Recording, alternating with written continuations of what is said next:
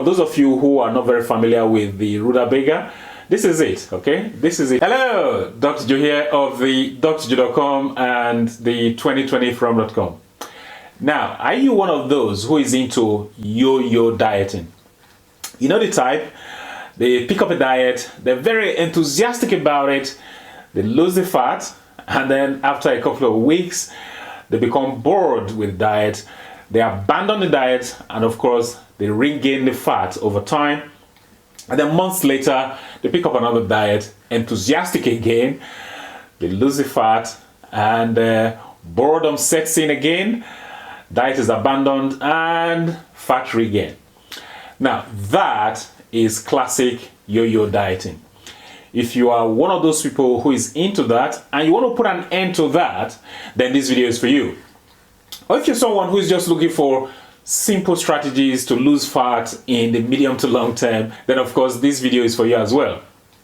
Because what I've got for you here are 3 simple strategies that you can employ to lose the fat in the medium to long term without dieting, without any exercise.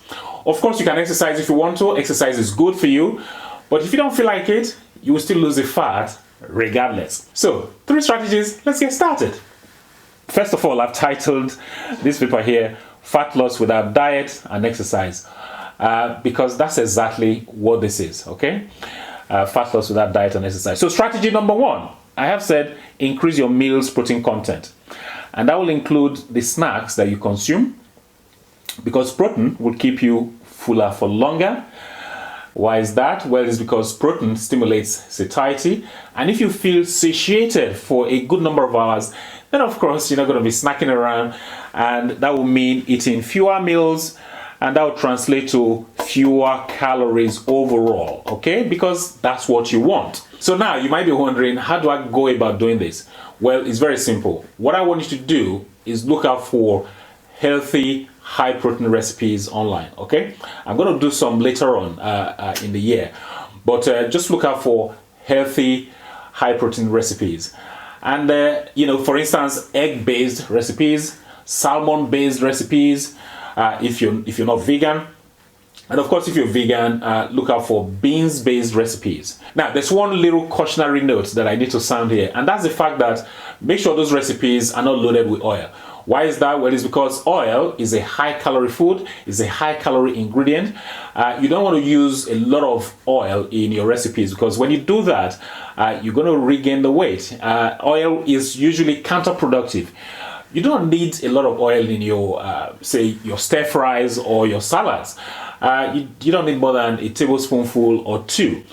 In actual fact, I will encourage you to use the spray oil, because with that, you're going to end up using very little. That's all you need to do. Make sure there's not a lot of oil, because the oil is going to be counterproductive, okay? Do not drizzle your salads with lots of oil. No, that's just not going to work. Now, the salmon, the eggs, and the beans that I mentioned are just 3 examples of high protein foods that you can incorporate into your meals to boost the protein content. Now, there are other examples out there. So for instance, if you're not vegan, you can have lean meat, and you can have skinless poultry. And if you're vegan, you can have edamame beans, you can have soy, you can have tempeh, you can have quinoa. There are plenty of high protein foods there that you can include into your meals to boost the protein content. Now, the other thing about this strategy is that it's applicable to breakfast, it's applicable to lunch, and it's also applicable to dinner. So for instance, this morning I had oatmeal for breakfast. And what did I do to boost the protein content of the oatmeal? What I did was I added nut butter, okay? Not just that, I also added hemp protein powder. So by adding the hemp protein powder as well as the almond butter, I boosted the protein content of that oatmeal by at least a factor of 2. So, you know, simple strategies like that do work, and it will help you to melt the fat away. Now, there's one other caveat that I need to let you guys know about, and that's the fact that if you're not vegan, you don't want to use the animal protein for a very long time, because animal protein is not very friendly to the kidneys. It's not very kind to the kidneys. Plant proteins are safer, And that's what I will encourage you to actually use. You know, the plant proteins, they are kinder to your kidneys, and you don't run into any problems with your kidneys in future. Okay, so that is strategy number 1. Let's move on to strategy number 2. So what we want to do in strategy number 2 is we want to make smart meal substitutions. That's what we want to do. Now, before I dive into this very strategy, let me let you into one little secret of easy fat loss. And it is that for you to achieve easy fat loss, what you want to do is you want to consume the most nutrient-dense foods with the least amount of calories. So the idea here is that you want the nutrients without the baggage of the calories. That's what you want. And the way to achieve that is to do sensible, smart meal substitutions. So let me give you some examples of that. Instead of having your regular spaghetti or your regular pasta, how about you have zucchini spaghetti instead? Okay, so you got your regular spaghetti on the right, and you got your zucchini spaghetti on the left. Your regular spaghetti on the right is processed, is energy dense, and your zucchini spaghetti is unprocessed and is energy light. So you really cannot lose with this very strategy because you're going to be consuming the zucchini spaghetti that is so energy light, and the fat will be melting away.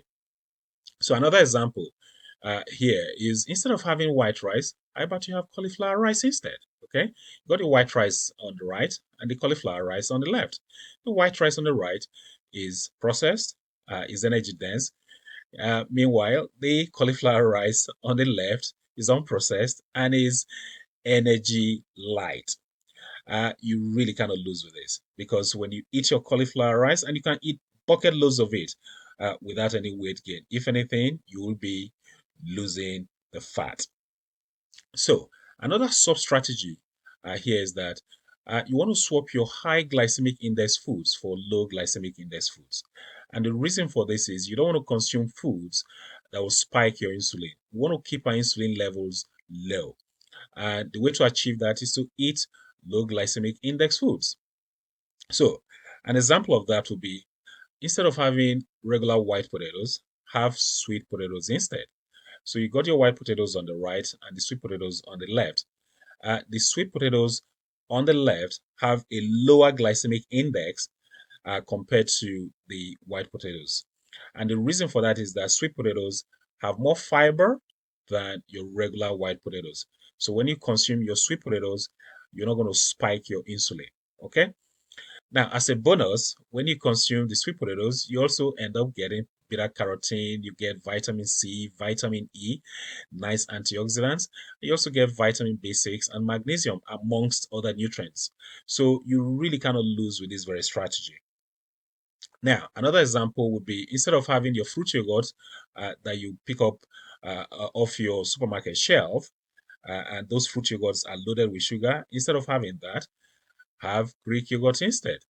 And in order not to miss out on the fruits, add some blueberries or raspberries or strawberries to your Greek yogurt.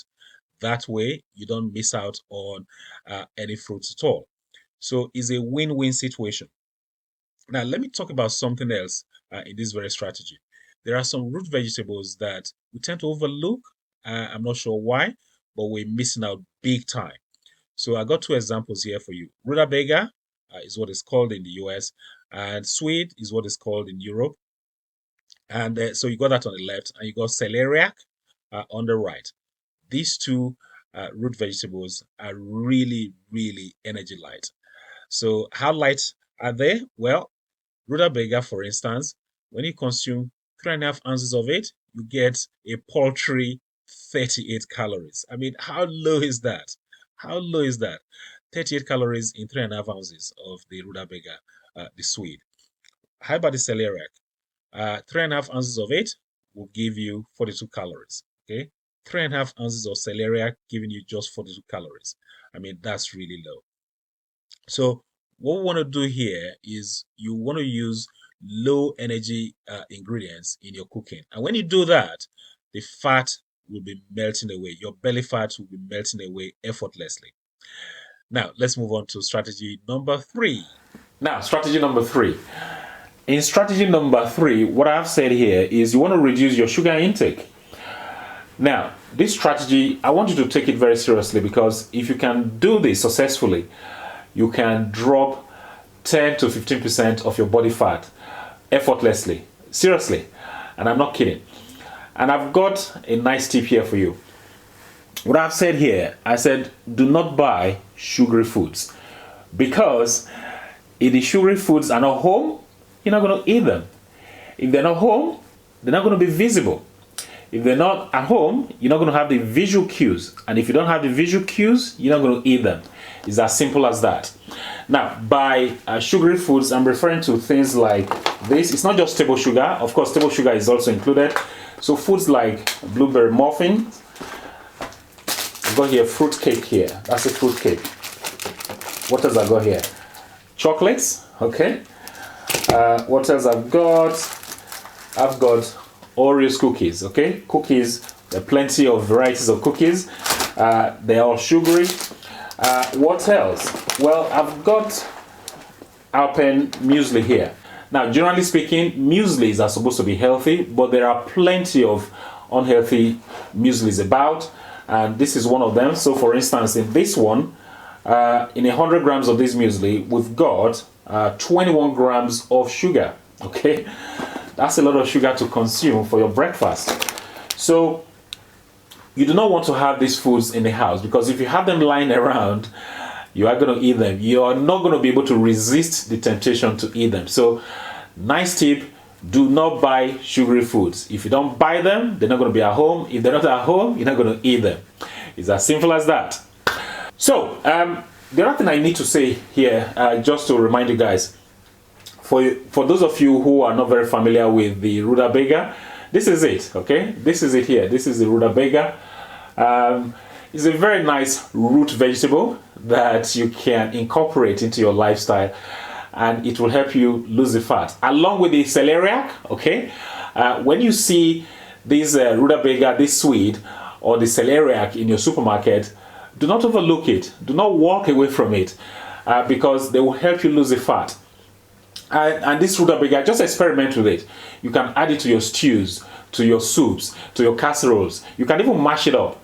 So just experiment with it, and you're going to have a lot of fun having a low-calorie food that will make you feel full, and also satisfying as well, because it's quite tasty. What could be more satisfying than having something that is tasty, delicious, and at the same time making you lose the fat? So hopefully you got some value from this video. If you did, please give the video a thumbs up. Please like the video, and also please share this video with your friends, with your family, with your colleagues.